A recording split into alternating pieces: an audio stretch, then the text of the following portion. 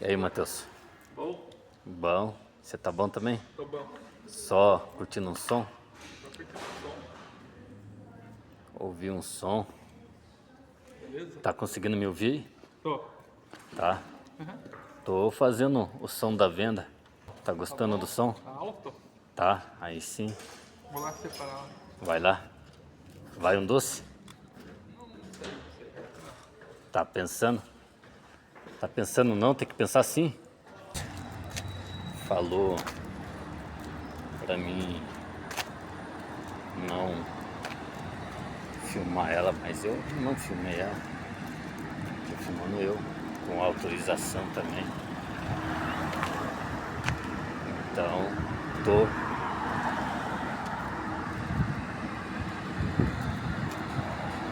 pensando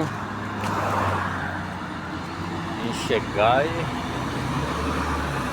conseguir chegar aonde eu quero. Aos poucos vou chegando. Hoje, para conseguir ouvir um sim, não tá fácil, mas tô pensando no sim. Eu tô ouvindo o sim. Eu falando sim, a pessoa também fala. Tá dando tudo certo. Tem mais 3 bandejas para me vender.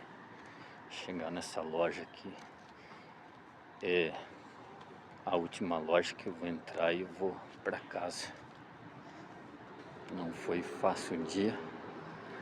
Ouvi não, mas eu falei só sim para conseguir ouvir um sim do não. Conseguir ouvir um sim de quem tem um sim e conseguir ouvir um sim do não.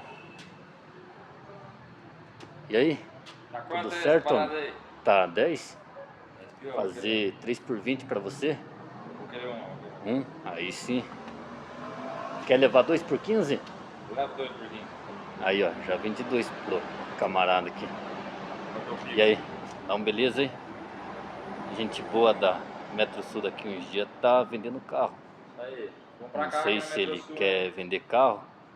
Ah, ele falou comprar, então ele quer vender então.